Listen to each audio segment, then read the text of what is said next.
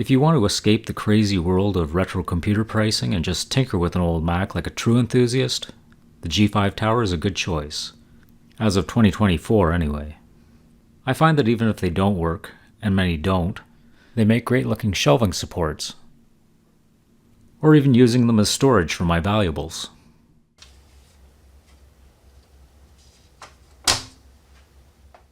My Patreon supporters voted the Power Macintosh G5 the machine they most wanted to see me do a video on. Way to go, folks.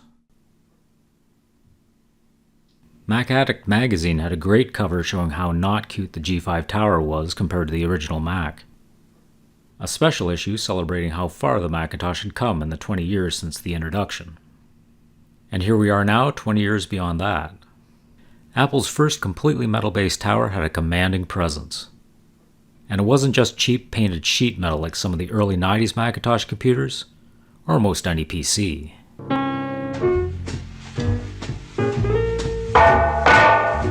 This really brings Christmas close to a person. The G5 was made significantly taller than the G4, giving that visual superiority. And taller than even the Quadra 900 series tower, though that's thanks to the handles and raised feet. The cabinet size was still larger on the Quadra.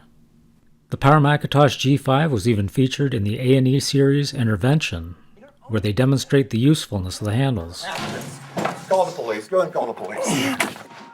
The handles were a carryover from the G4, but because the case is metal, the corners are very sharp, cutting into your hands. But what are you going to do to get around that? It's metal, I mean... Okay, well that's a good idea. Hey everybody, it's Ron with Ron's Computer Videos. I want to thank you for taking a few minutes out of your busy schedule and spending it right here with us. We've got a great interview set up for this evening. Let's get right into it. He is a Macintosh enthusiast and one of the funniest YouTubers it has ever been my pleasure to stumble across. 65scribe. Jay, how are you this evening? Doing well. How are you? I'm doing just fine. So I really appreciate it. You don't show your face on camera very much. So I appreciate you trusting me and my audience to now be able to finally identify you on the pictures at the post office. Oh yeah, that's the risk I'm willing to take.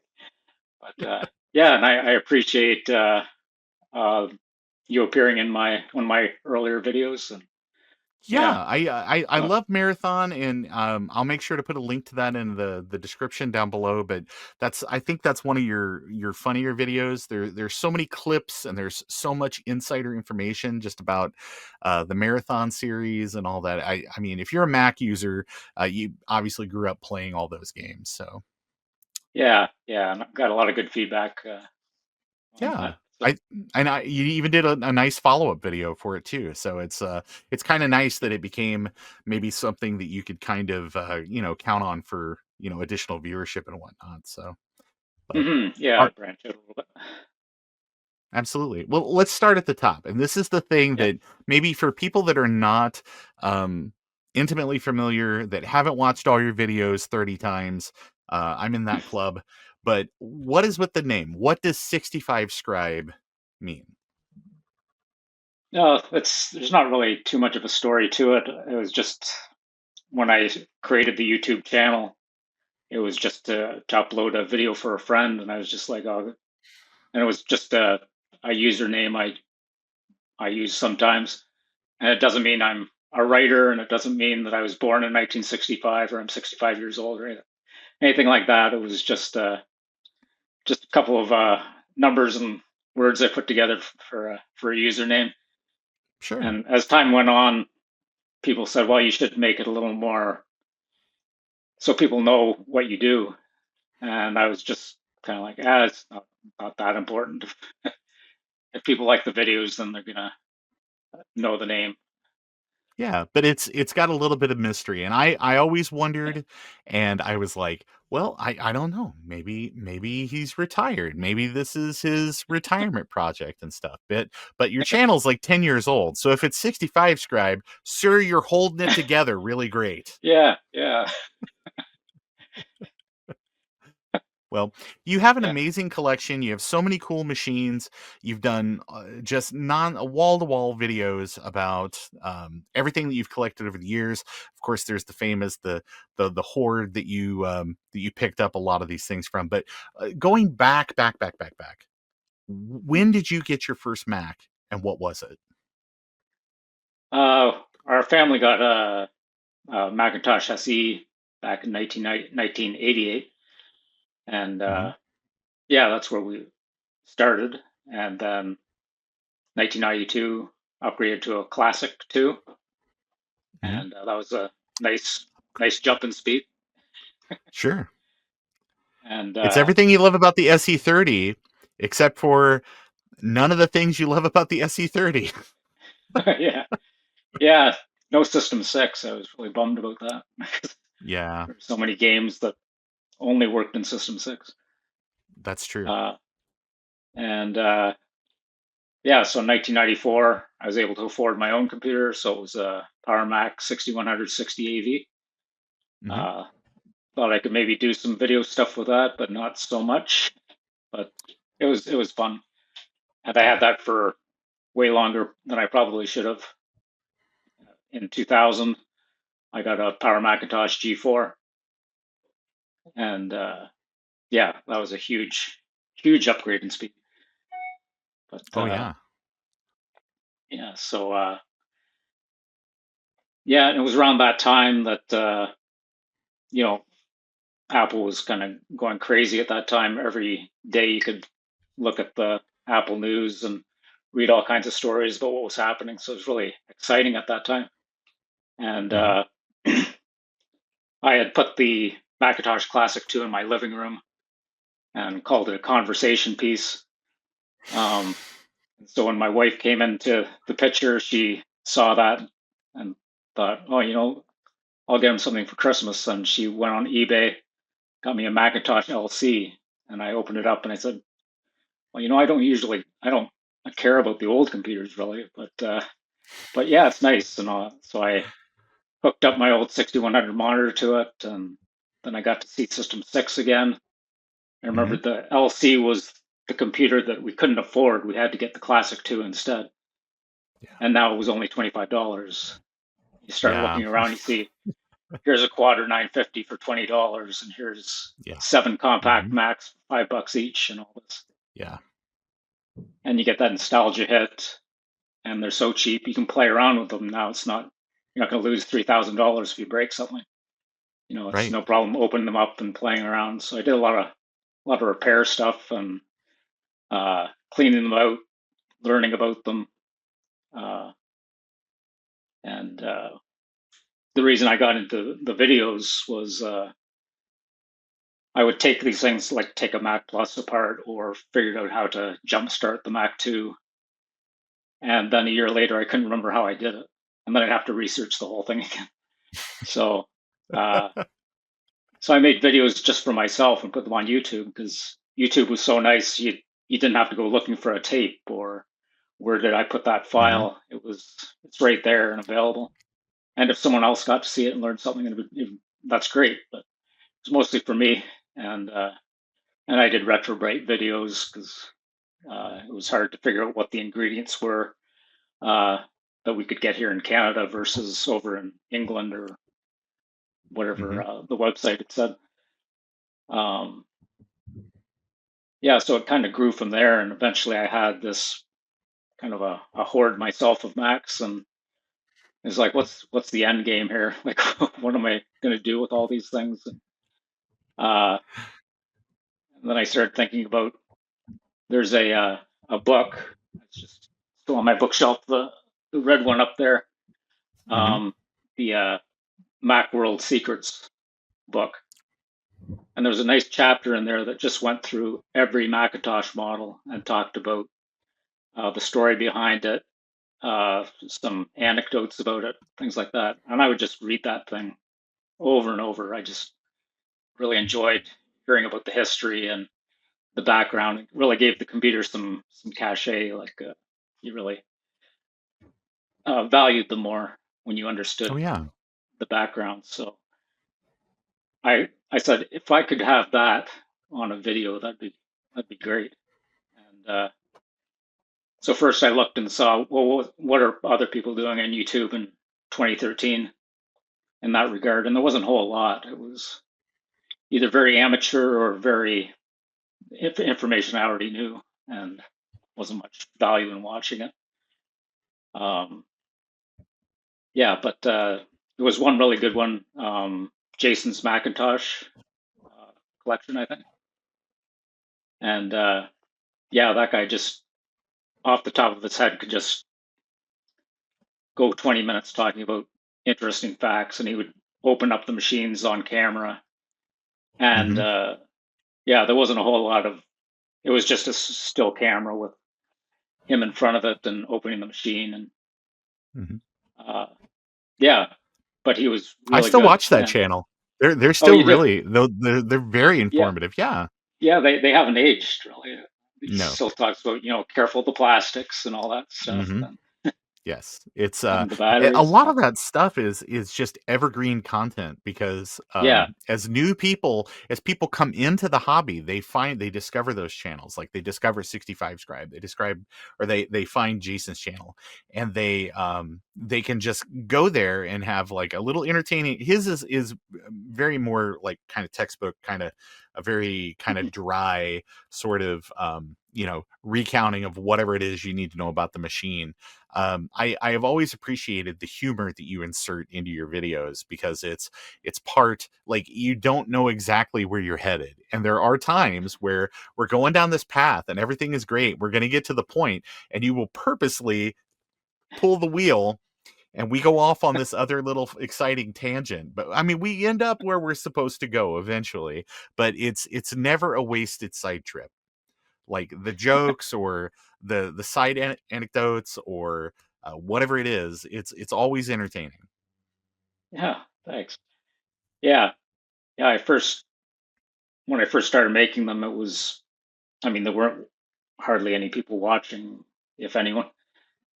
For every 10 views, probably 9 were me just watching it back. But yeah, so I wanted it to be, first of all, entertaining to me to watch again and again. If it can pass that test, then maybe other people will like it. So that's where I got started on the Macintosh SE. I just decided to start with that one because it was my first Mac. And yeah, and then I wasn't sure if I was going to do another one.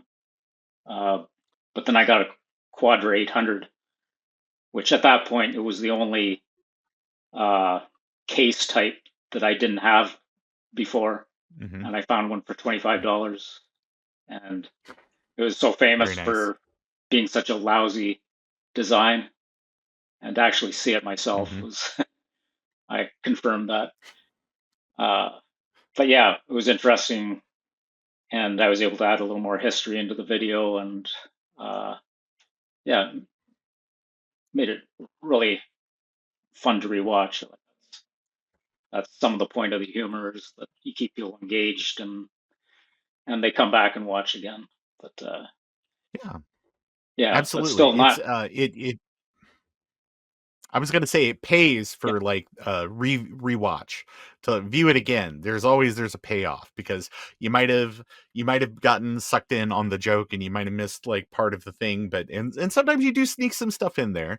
So it's I appreciate your efforts to get more view hours out of the content, but it's evergreen content anyway. People are coming back and rewatching this stuff year after year, because I've seen some of your videos, like it might be a slow burn, but then it's like all of a sudden it's like thousands of views and just expanding past that.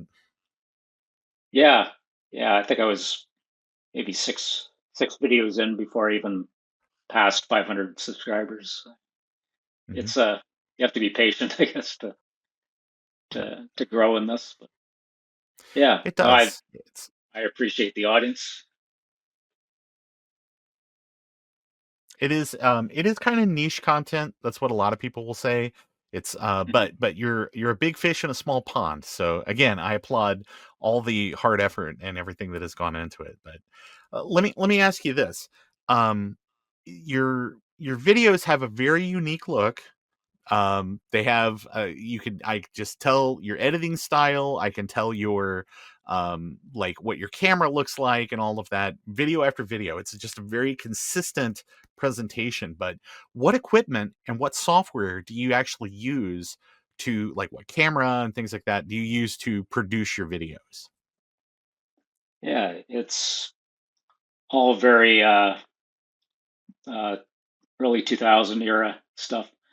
Um, yeah, the camera I use is the Sony VX2100 MiniDV camera, SD. Hmm. Uh, Yeah. yeah, it's uh, just, as far as that type of camera, like before you get into HD, that's about the best from what I saw Hmm. you can get. There's the older cameras have a lot more controls. You can really control what your image is going to look like. I feel more so than a lot of the cameras that I've tried to use, uh, or if I tried to do a shot with the iPhone, things Hmm. like that. I'll try and match the look, but there's not a lot of I don't have much control over the image necessarily. So, uh, and as far as software, um, yeah, I started with iMovie early on, but then quickly went to Final Cut Express. I used that for many years, and Hmm. right now I'm using Final Cut Pro 7, which is that's a challenge to keep going. I mean, I can't go past Mojave on Right. on my computer. Um, Still using a Mac Pro 2010 to do the editing. Hmm. So yeah, and I'll just take the SD footage, upscale it to 720p, and Yeah. yeah, and if I insert some high def footage here and there, but I just kind of crop it to 4:3 because I think 4:3 really works well. When I've ever tried high def, there's a lot of stuff on the other sides that I don't want there on Hmm. the sides. Yeah, I think 4:3 really helps focus the attention um, Yeah. on the subject. So it's I great will for this agree. kind of content. Like, look at all this junk behind me. Ugh. It's Yeah. just stinking up the frame. I get it. I get it. Yeah, But yeah. and I will say, though, I do appreciate that you're using um period correct cameras and most, and at this point, period correct video editing software and Yeah. machines, just because it adds a lot to the feel of it. Because the video that's shot, like, I am somebody, I well, I'm somebody that collects these old VHS tapes. Like, it will be like this one right here is all about Microsoft Exchange Server 4. So this is a Mm, tape from like 1996. And if you watch this, it's such a like a time capsule to what people looked like, and what, like, how these things were edited and paced and things like that of this era. And I really feel like your videos, it helps them a lot by having that same process, where it's like, mm, it'd be very easy to shoot it on an iPhone or something, and then like try to use filters or something to descale it. But just to have it kind of in that SD format, maybe you might upscale just to get over the hump with YouTube. But yeah. I very much enjoy that. So, something I was going to ask you is, what are some of the challenges of producing SD content for a website that very much prefers HD and 4K content? Since YouTube kind of made that shift where they were prioritizing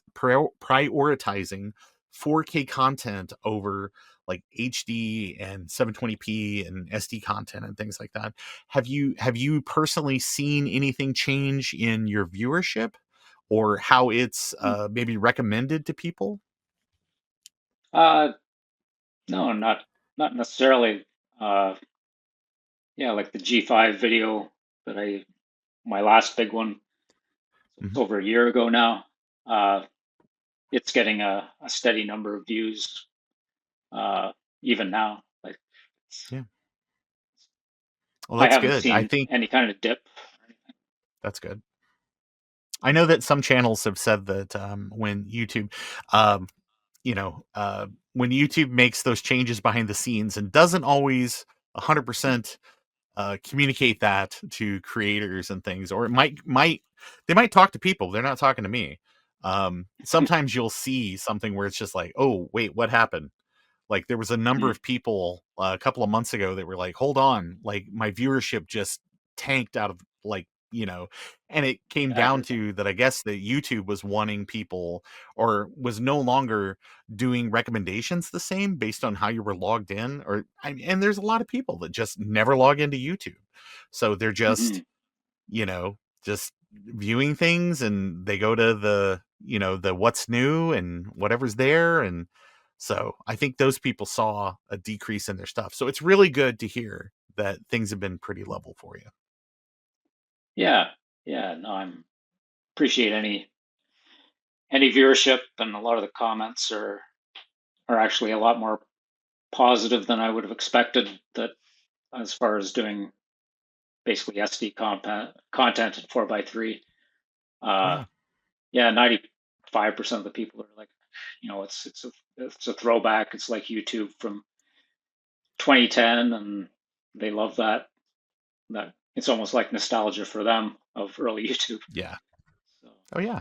uh, So it's good. yeah, You've got a consistent product as well. yeah, yeah, Bringing it back. yeah, yeah. That's right. But Yeah. part of your production style and the way that you record and edit has garnered a lot of comparisons. And I'm just curious if you have heard much about this, but there's a channel that's called VWestlife that very much specializes in kind of older electronics, and he absolutely uses SD cameras and uses like some kind of pedestrian video editing stuff because it's all just about the thing. It's not about the production. Hmm. And I have heard people very much kind of make the comparisons between 65scribe and VWestlife. Have you heard that? Oh, I have. Yeah, yeah, yeah. I get questions like, are you secretly VWestlife, and this is your second channel? And I'll say, well, I haven't actually even watched them, but uh, no, but yeah, I guess there's going to be similar styles. I actually, a week ago, I went to pick up an old computer from a guy, and yeah, I could tell he was a Macintosh fan. So I was going to say, Hmm. maybe watch my channel, and I got there and he said, "Have you ever heard of 65scribe?" And I thought, well, that's me, and that's probably the only time I'm gonna be able to do something like that. But then he was saying, I also watch VWestlife, and you know, I Hmm. so I do hear it quite a bit, and I had a little short, kind of joke video that I did on Hamburger Helper, where I just Yes. I noticed that certain YouTubers were branching out into cooking videos and stuff like that, and I figured I'd give Yes. up the Mac thing and do cooking videos, but I only had one recipe really. Uh, but yeah, then I kind of addressed the V Westlife and other comparisons made, and I'm sure he does good content as Hmm. himself. But yeah, I haven't watched much of it. They say I sound like him as well. It's the delivery. It's the delivery for Yeah. sure. Oh, okay. It's very and again, it's don't take it the wrong way. It's like a homespun. Like it's the reason why I listen to Prairie Home Companion. It's just sort of like it's just you've got a relaxing uh gait to it's just sort of like, hey, it's like talking to an old friend when you tune in. Hmm. So so yeah, I would take that. Hopefully you would take that as a compliment, unless Oh you're yeah, like yeah, absolutely feuding with Garrison Keeler, in which case I'm sorry I brought it up. yeah. Oh, that's great. Um, yeah, I know you've called it what, ASMR in the past. Yes, it is. Just It kind of is. yeah, yeah. So no, I didn't like I'd never say I was great on the microphone starting out, and yeah, and people, again, I got positive reaction to that, which really surprised me because I thought that was the weakest point of my videos is, uh, yeah, the spoken part of it. But yeah, people like that Well, too. we're all our worst critics, right? Yeah, oh yeah, yeah. So, but people love it. Obviously, they keep coming back. Hmm. Let me ask you this.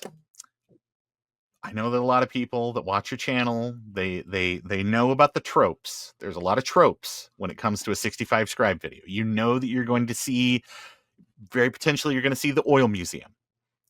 Yeah. You're going to hear about the Denfield Horde. You were probably also going to hear, oh gosh, Orson Welles. And Yes. and you were probably, which for people that may not know that it's Orson Welles, it's like that. Does this do anything? Like the from the Parmesan wine video, I Yeah, think. yeah. Or The yeah, outtake. yeah, like does it do anything? And then everybody's favorite, which is the damn it. Yeah. What for people, you've told the story before, but if you wouldn't mind telling the people at home, what was the source? There's always one joke in it where something goes a little wrong, and then there's the exact sound bite every time where it's just the fist Yeah. comes down. Damn it. Yeah. What's the Yeah. genesis of that? Yeah, that was um yeah, in the videos it's it's always funny when something goes wrong and you get that reaction to it. I mean, Angry Video Game Nerd does that really well, but uh I mean, I don't mind that reaction and swearing from other people, but it's not something I do very well. And I kind of feel cringy if I start swearing or anything like that on a Sure. video. So I got thinking back through my archives of video, and back in the late '80s, I did like a gameplay video with my friend. We were playing the TI-99 pole position, and I'm recording the video with my VCR, and then I got a tape recorder and combining them too. Uh, yeah, so he's playing and almost gets through the qualifying round, and he's this close to the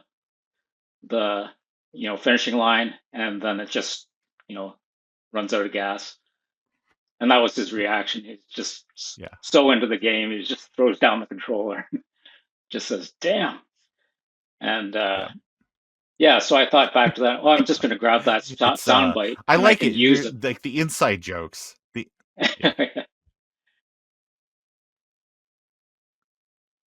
Yeah, and yeah, so I put it in one video, and then I got a comment about it, and then I kept using it for uh,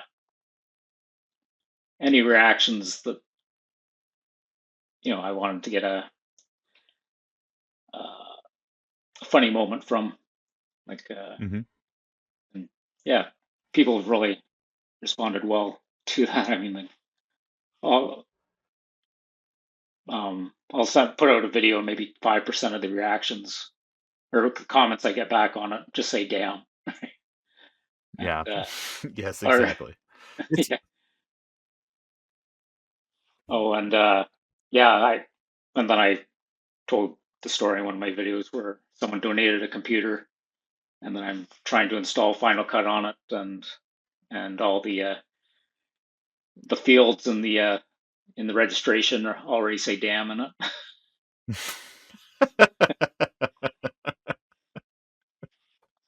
Yeah. it's is it nice to be known? Is it nice that people they feel like they're in on the joke Oh and yeah. enough that they can do those type of things, but Oh yeah. Yeah. That's great because a lot of those jokes, a lot of it was just for my entertainment and to for everyone else to kind of get in on the joke. That's exactly right the way you put it. Um, yeah, there was a Reddit uh, thing about a year ago where a guy just wrote what was your favorite 65 scribe gag. mm-hmm. Yeah, and he didn't link me in it or anything. It was just just kind of that just out there, and you find it, and you're like, wow, that's crazy that you had that much influence. Well, it's it's good that people feel like they can be in on the joke a little bit too. So, Yeah, yeah. well, let me ask you another kind of production question. So, but how do you decide on what machine that you are going to build a video around? Is a lot of it the where it's like you've just recently gotten an acquisition and this is something that you're just kind of interested in, you're going to be working on it anyway, so it just makes sense to shoot video around that? Or is it something where it's like it's been sitting here and it's you've watched somebody else or something has influenced you and it's like, oh, I probably should pull that one out and do a video, like strike while the iron's hot? Yeah, yeah, it comes down to either a new acquisition, like you said, uh, Quadra 800, or when I had someone offered to loan me the Apple Network server Mm-hmm. for a few months. Um, yeah, things like that. Others are just ones that either I got from the beginning, like the SE, the 6100, G4. Mm-hmm. Yeah, computers that I have a lot of history with, so I can talk a lot about what it was like to own them from the beginning. Mm-hmm. Yeah, and I would say I don't wa- I don't choose based on what other people are doing. Really, it's more what I'd be interested to do. And sometimes it's Mm-hmm. just, oh, I should do a video on this, and I just like the LC. There was not really much reason to do that video uh, from a personal standpoint, Mm-hmm. and it's Well, not more unless you were popular. like, I want to do a video about the Macintosh 2, but I don't want to have to pick up a Macintosh 2. So I can just, this LC is so nice. It's like a Mac 2 in a little pizza box, Yeah, yeah, minus all the slots. yeah, yeah, and yeah, that was actually a fun one to do, and uh, actually popular because we I got into the don't copy that floppy because they used the LC in that Mm-hmm. video. Yes. So uh, yeah, and that was a kind of a popular bit where I kind of worked it into the story of the video. Mm-hmm. Yeah, and had kind of a lawnmower man kind of ending Yes. where the guy gets out on the internet.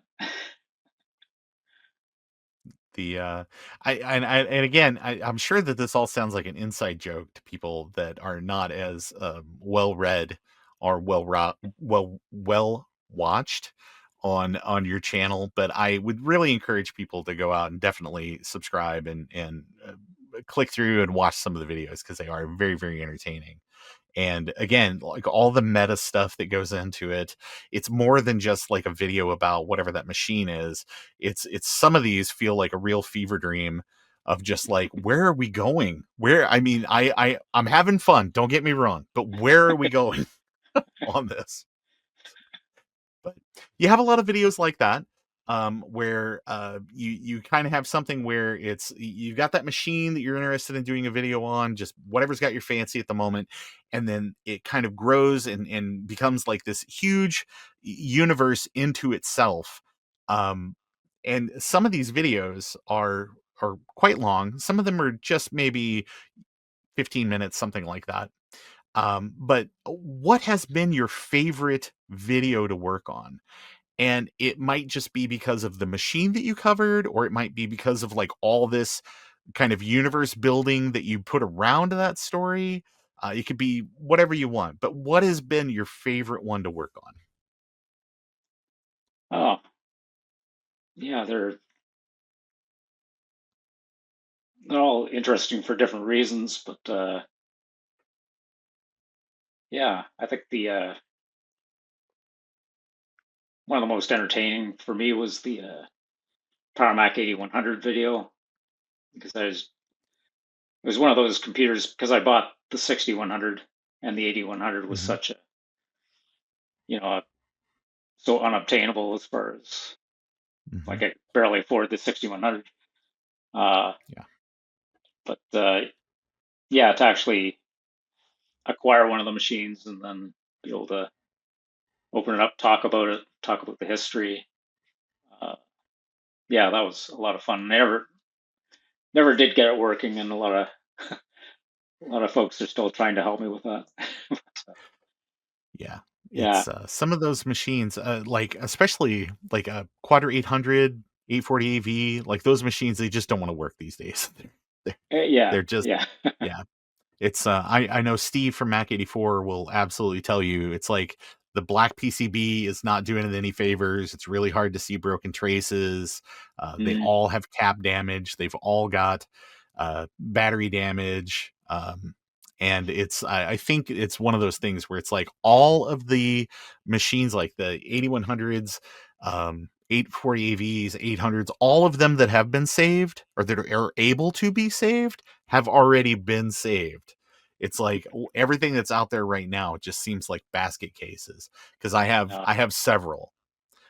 Mm. I've got an 840 AV up here on the shelf that Steve's had the motherboard for quite a long time. It's every time something gets fixed, something else breaks. Oh, So jeez. there might come a point in the future that it just goes back in there, and I'll just have fond memories, and that'll have to be good enough. Thankfully, I Yeah. only paid like $50 for it. Yeah. Sometimes just having the case is nice. Yeah, and that's something else that I've done, because you mentioned earlier you were talking about that it was like, oh, well, that was the only or it was like one of the last machines I didn't have in that style of Hmm. case.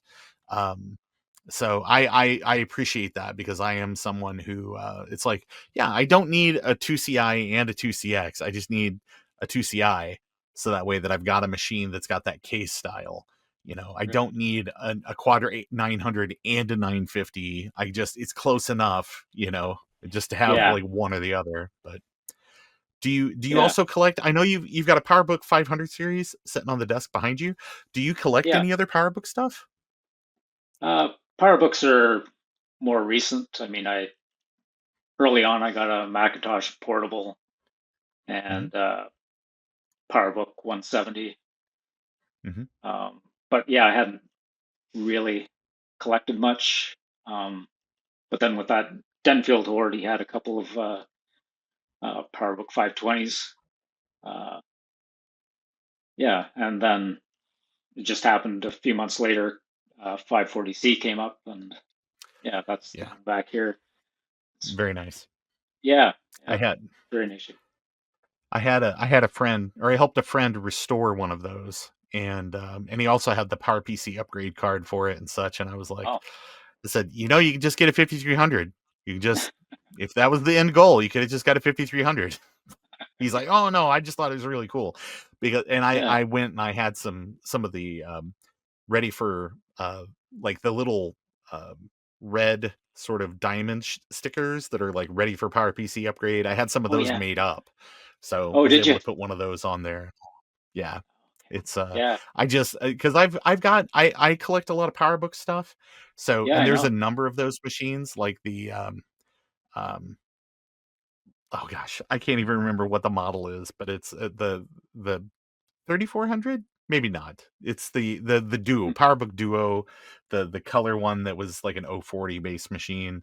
That one Okay.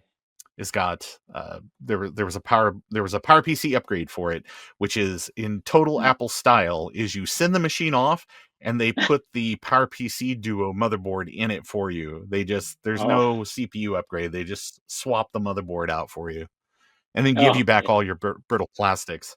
Thanks, Apple. Yeah, yeah, Yeah.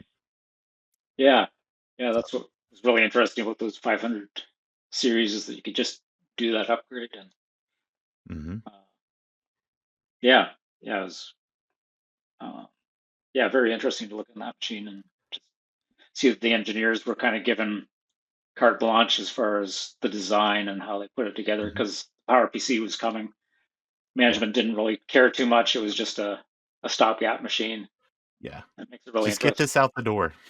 Yeah, yeah,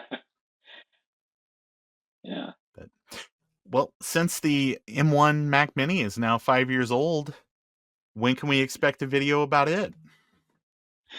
Uh, yeah, I'm still using a 2010 Mac Pro, so I don't know how.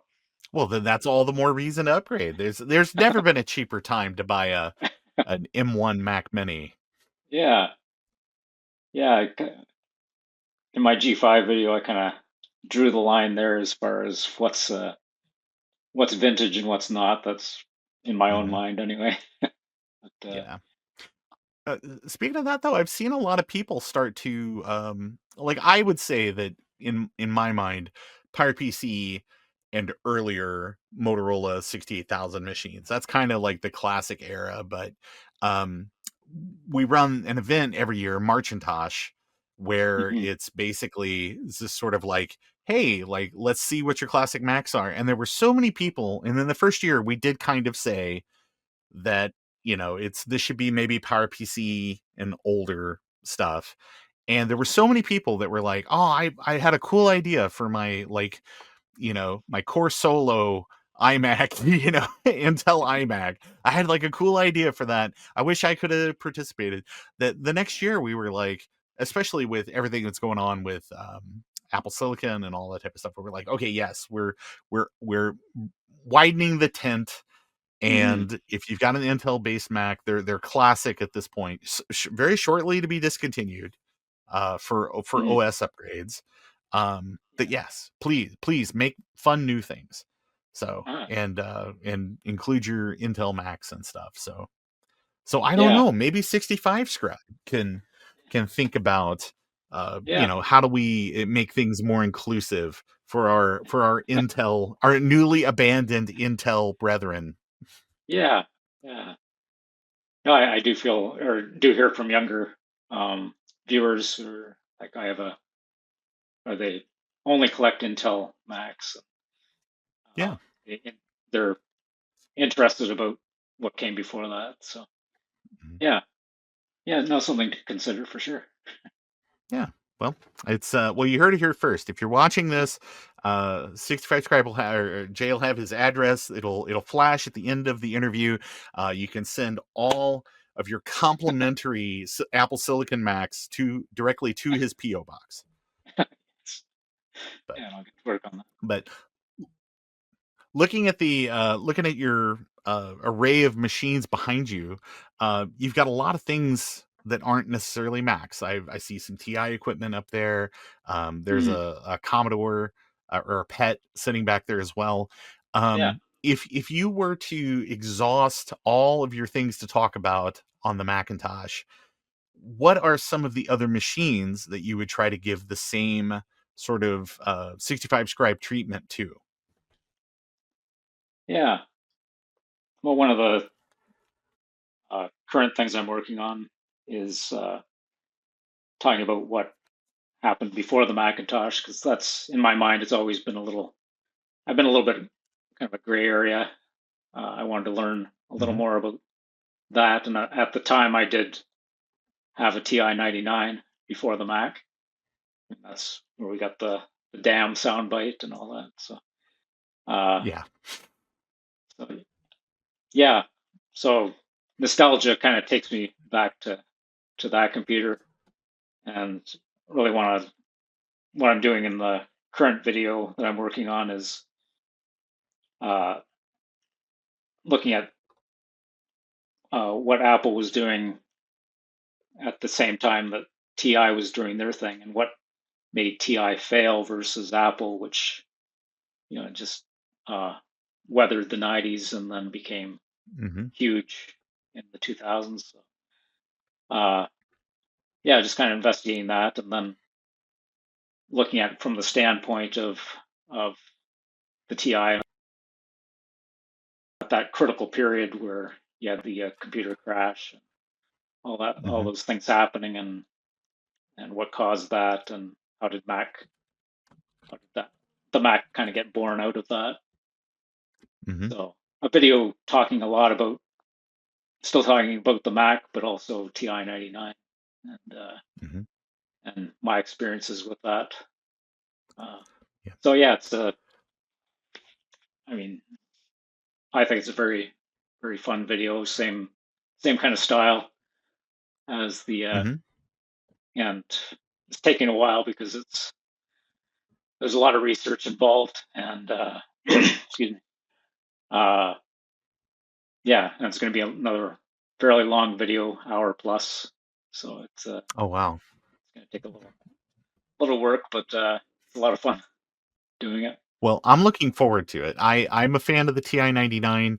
I was a kid that kind of grew up. I didn't have one, but I had neighbors that had them, and so I would go over there and get to play some games and things like that. And I was always impressed with like the sound synthesis, and I didn't know at the time until much and didn't know until much later about all the expandability and all of the additional hardware and stuff that people came out for I mean, it could have gone a different way for Apple, because you have the Apple II and you've got all the people developing for that type of thing, but you had the slots at least built into the machine. Um, Mhm. TI 99, you've got some expandability and things through ports and things, but you had to have that expansion chassis to really, maybe leverage some of the things that Apple was really doing. But Yeah, I'm very excited to see if you have a section that is just called TI could not keep up with the Commodore. But yeah, it's yeah. I talked. I'm not trying to exercise any editorial control or muddy the water, but Yeah, we'll see, I yeah, guess. yeah. I'll talk a little bit about Vic 20. Hmm. I was gonna say, because that seems to be kind of part of the reason. It was 1983 Yeah. was a very critical year, that's for sure. So, Oh, for sure. Yeah. but very excited to hear about the new video. Very excited about everything that you've produced up to this point. I just past the video. What's next? What's going on? What'll be the next thing? Yeah. Well, I'll probably return to doing a little more with the Macintosh computers. Yeah, haven't really decided on a model. The um, uh, supporters on um, Patreon kind of like the idea of a G3 all-in-one video. Um, Mm-hmm. Yep. one computer that I've always wanted to do a video on is the 8600. I'd say that's probably one of my favorite Macs Mm-hmm. of all time. Yeah. And yeah, and the 6500 as well. I'd be interested in doing something with that. Yeah. Uh, yeah, people are very interested in the late 90s, early 2000s videos, and it's also something that I'm really interested in because there's so much activity at that time, and really Absolutely. interesting to look into it. Yep. It was an exciting time. Well, Yeah, it was. again, I'm looking forward. I'm looking forward to watching them all multiple times, driving up those view hours, and making sure that I get out there on your Patreon so that way that I can weigh in uh, my my anger when it ends up being a video about the 4400 again. Just kidding, of course. Yeah, no, yeah, I don't mind any suggestions, anything like that. Yeah, not open to criticism, but yeah, it hasn't been a whole lot, fortunately.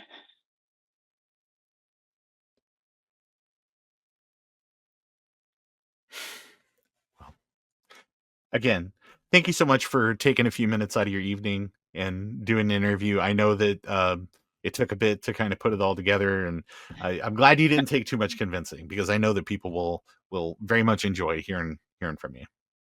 Oh, yeah, that's great. Well, thanks for the opportunity. 'Cause, like I said, no one's ever asked for an interview before, so Yeah, this is great to have happen. Because I can't believe it. I got the scoop. you did it. Probably the most coveted is the Marathon Trilogy box set. Is it worth it? Not for the asking price, no. If you come across one in the wild for a good price, snag it. But we both know that's not happening. Oh, so in other words, hardly anyone bought it. So much for getting my map out there. So for this video, I decided instead of rehashing the Marathon games, I'll focus on my map, because at least I know it's guaranteed unique content. What is this? Hey everybody, welcome to week 96 of All Things Marathon. I'm your host, Ron. Hey, let's take a few minutes this week to talk about the definitive map collection, which was included with the Marathon Trilogy box set. Specifically, the maps labeled Best of the Rest. You know, nothing you'd actually play at a LAN party, but we're just included with the collection so nobody's feelings were hurt. We're going to take these maps, completely rip them apart, we're going to strip them down to their bare essentials, revealing every secret, and hopefully, by the end, completely deplete your enthusiasm for this game series. Let's start with this week's map, Farchi's Revenge. Damn!